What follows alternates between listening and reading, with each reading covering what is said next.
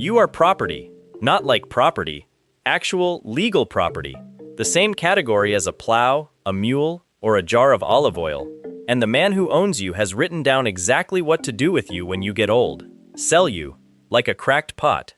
That advice comes from a real book, De Agricultura, a farming manual by Cato the Elder, a Roman senator. In plain English, a how-to guide for running a farm, and you are listed as equipment. By the end of this video, you'll understand the one strange loophole that kept millions of Roman slaves getting up every morning anyway. Hold on to that, because right now, it's an hour before dawn, and your day is starting.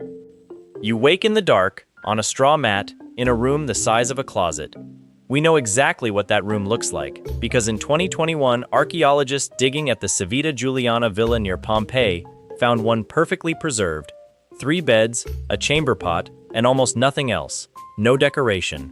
No window worth the name. That was a good slave room. Yours might be a hallway. You don't own the mat, you don't own the tunic you sleep in. Technically, you don't own your own name. Your master can change it whenever he likes. Many did.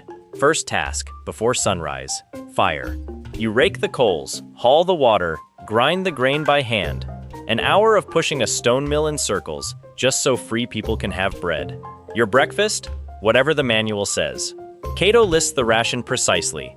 Rough bread, cheap wine mixed with water, olives that were too bruised to sell, and fish sauce made from the parts of the fish nobody else wanted. Not enough to feel full, exactly enough to keep you working. And here's the question already forming in your head. What happens if you just stop? Hold that thought, because at sunrise, the household wakes, and now the real day begins. If you're a city slave, you spend the morning as a human appliance. You dress your master, you hold the mirror, you carry the money. You walk 2 steps behind him through the streets, so everyone can count how many slaves he owns. Because in Rome, you are not just labor, you are jewelry.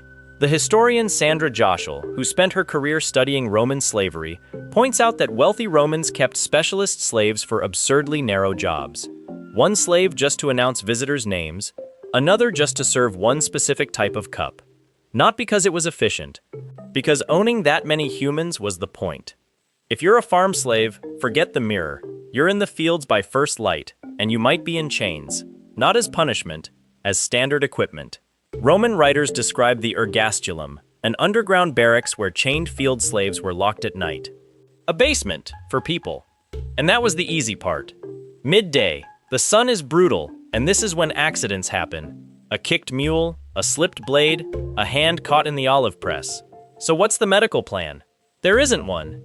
Remember Cato's advice from the opening, an old or sick slave is a cracked pot.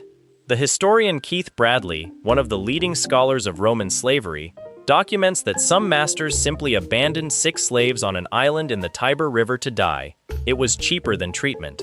It got so bad that the Emperor Claudius had to pass a rule. If you dump your sick slave and he somehow survives, you don't get him back. That was the compassionate reform. Afternoon. Your body aches, but here's what hurts more. You have no legal self. You can't marry. Not really. Slave unions had no legal standing, and your family could be sold apart tomorrow. You can't testify in court, except under torture, because Romans believed a slave's word only counted if it was extracted with pain. Think about that. Your testimony was legally worthless unless someone hurt you first. So we're back to the question you asked at dawn. Why not run? Why not stop? Because Rome engineered the answer onto your body. Runaways were branded on the forehead, or fitted with an iron collar riveted around the neck. One of these collars survives, the Zoninus collar, and its inscription, translated, says roughly, "I have run away, hold me, and return me to my master for a reward of 1 gold coin." You would wear that sentence for the rest of your life. Which brings us, at sunset, to the loophole, the promise from the beginning. Rome did something almost no other slave society did at this scale. It let slaves out. Manumission, the legal act of freeing a slave.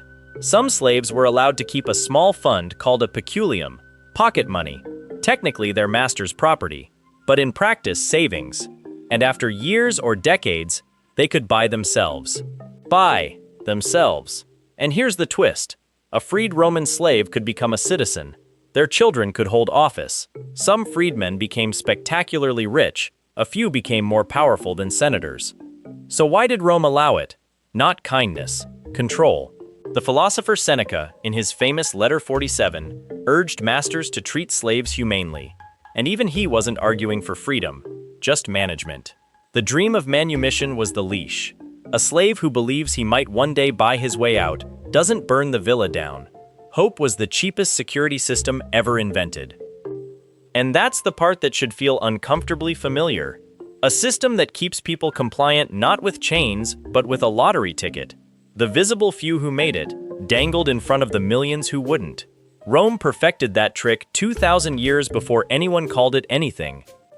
So tomorrow, an hour before dawn, you'll get up again. Rake the coals, grind the grain. Not because of the whip on the wall, because of the cracked pot you refuse to become, and the one gold coin you're still saving to buy yourself back.